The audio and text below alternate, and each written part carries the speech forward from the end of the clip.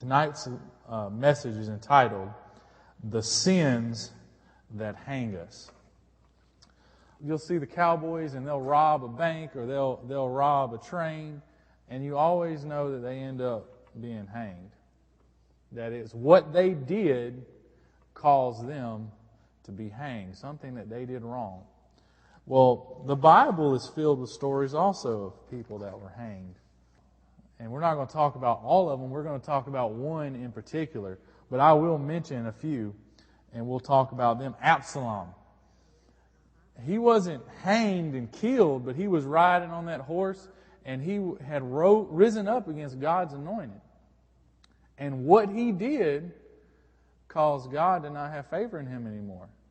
And those golden locks of his, as he's riding on that horse, he might have thought they looked good, but that moment, they didn't look good. Because they got caught in that tree, and he was hung.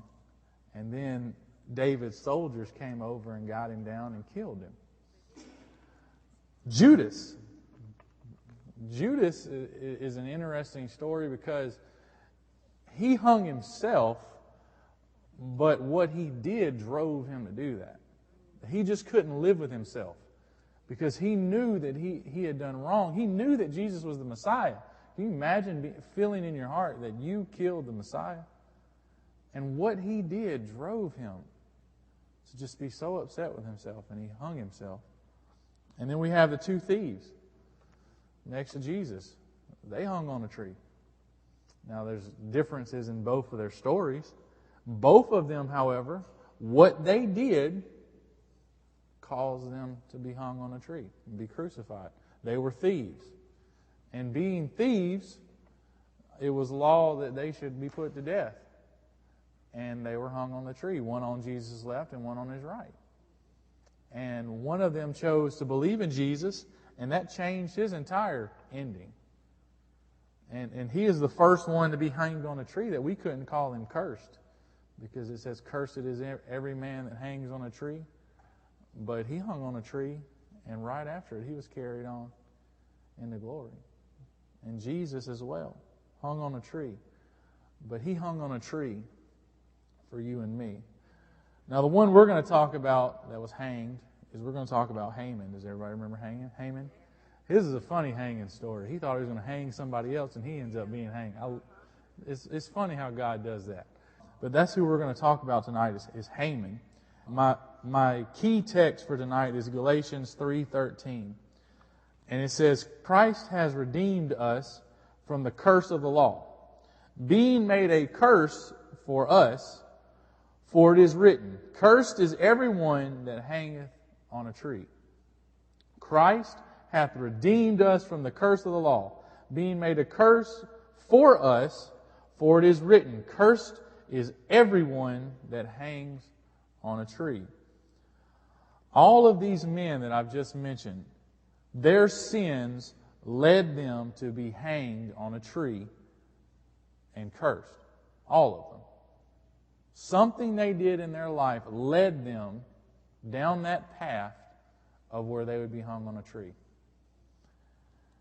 Proverbs 3:33 says, the curse of the Lord is in the house of the wicked, but the blesseth the habitation of the just. So the curse of the Lord is in the house of the wicked. If you are wicked, if you have done something wrong, there is a punishment for it. Whenever you do something wrong, there is a punishment.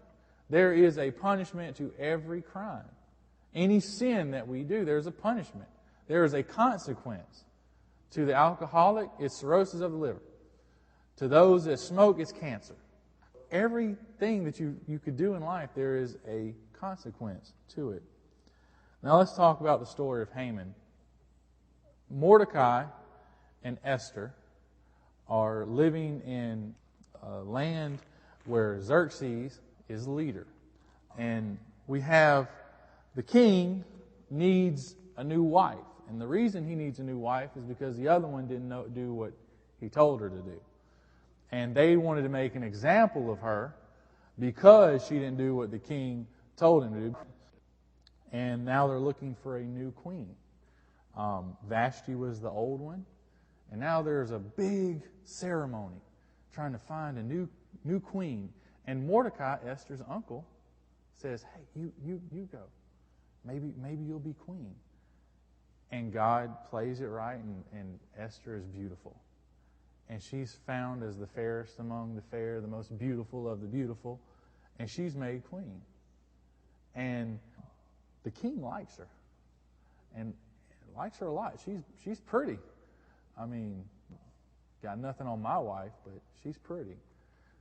Brownie points tonight. You got to get them in there when you can. But she's very beautiful, and the king would do anything that she would have him to do. But Mordecai is not the favorite of the second in command. Haman is brought to be the second in command of the you answer to the king and Haman. Haman answers only to the king. And Haman thinks he's something good. He goes around the city and makes people bow to him. And Mordecai's like, I don't bow to anybody but my king and my God. And you're not the king, and you're definitely not God. I ain't bowing to you. You're no one special. And this makes Haman feel real bad, real upset. He starts to really dislike Mordecai.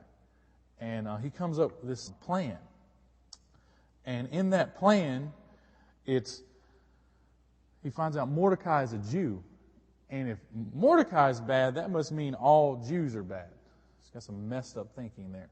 But if Mordecai is bad, all Jews must be bad. And so instead of just punishing Mordecai, we're going to make this decree that makes it where every Jew can be killed on a certain day.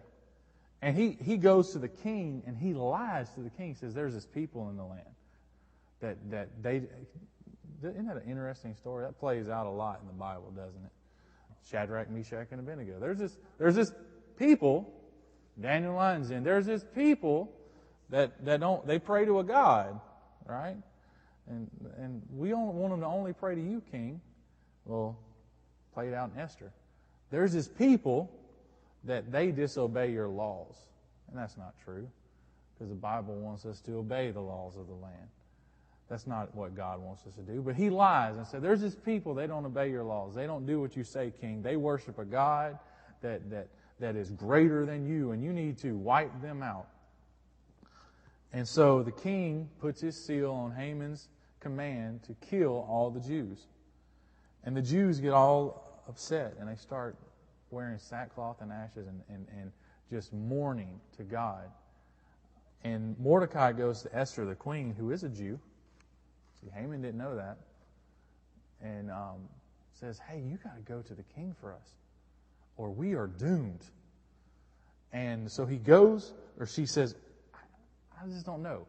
And this is where we get the famous line, who knows, Esther, if you will perish like the rest of us, if you choose not to. But who knows if God has chosen you to be queen for such a time as this. For such a time as this, Esther. So she says, well, you pray and you fast, and I'm going to go before the king, and we'll see what happens. See, the king doesn't like anyone just showing up. You just can't show up to the king unannounced. And this is why Esther was worried. Even though she's the queen, she doesn't go to the king unless she's summoned. And so she's worried. She's, well, what if I go and he doesn't want to talk to me? What if I go and I'm no longer the good-looking queen to him? He could just have me put out like the last one. But she goes. And she's so sweet. I think she's really smart in this. She doesn't ask her request first. Oh, what do you want, queen? What would you ask of me? I'll give you anything, the king says. Oh, I just want you and Haman to come to dinner with me tomorrow. And they have the dinner, and Haman thinks he's somebody. Oh, the king and the queen and me and no one else invited? Okay, you got to be kidding me. And then dinner gets their bellies full, and the king's like, all right, what do you want? Oh, I just want you guys to come eat with me at dinner tomorrow. Just so wise in that. Not even to ask after the dinner.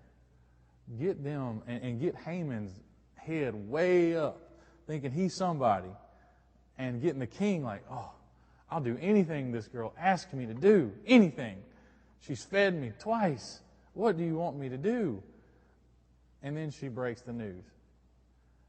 And that Haman is trying to kill the queen. And Haman's just, I can just see him, he's probably white, scared out of his mind. What am I going to do? And he had prepared this gallows to kill Mordecai. And here's the side story about Mordecai. Mordecai had helped the king at a certain time, and they had recorded it in a book. And the king woke up one night, couldn't sleep. He read the book, saw the recording that Mordecai had saved his life. The night before, he goes to the dinner. All right? And he asked, Haman, what can I do to someone that the king finds favor? And Haman's like, well, I'm the second in command. I must be the guy that you're talking about. So what you can do is you can put him on the royal horse of the king, and you can parade him through town and say, this is the king's guy right here. This is the man. Give him the king's ring, give him the king's robe, and proclaim, this is the guy. This is the second in command. And then old king says, all right, do that to Mordecai. Do that to your enemy. But the king didn't know it was his enemy. Haman probably felt like this big, and he had to be the one to do it. Can you imagine your enemy and you got to parade them around town? This is the king's guy. I can just see him. He's probably no smile on his face. This is the king's man. This is who the king chose as his. This is the special guy. He's right. Man, I wish I could have been on that donkey. Man, I wish I got to put the ring on him. Man, I wish I could have had that. All around town. And he goes home and he tells his wife and his friends and says, what am I going to do? And then he's got that dinner to go to. And he goes to that dinner, and he had already built the gallows. They're already there. And after the king's told, that's it. No more Haman. Bag goes over his head, and he goes out to his own gallows and is hung. Now, here's the sins in Esther, the book of Esther, the sins of Haman. And I'm going to list them. You've heard the story, but we're going to talk about his sins for a moment. What led him down the road to be hung? First of all, it's wrath. In Esther chapter 3, verse 5, it says, and when Haman saw that Mordecai bowed not, nor did him reverence, then was Haman full of wrath. He was angry. Angry about Mordecai not bowing to him. Anger. He had some anger issues. Second one is he would lie. Same chapter, verse 8. And Haman said unto King Ahasuerus, there is a certain people scattered abroad and dispersed among the people in all the provinces of thy kingdom. And their laws are diverse from all people. Neither keep they the king's laws. Therefore, it is not for the king's profit to suffer them. He lied about the Jews. He is a liar. Next is his pride. In chapter 5, verse 9 through 13, we find out a little bit about his pride.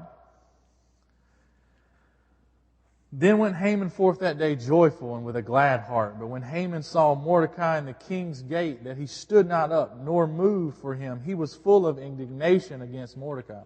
Nevertheless, Haman refrained himself, and when he came home, he sent and called for his friends and Zeresh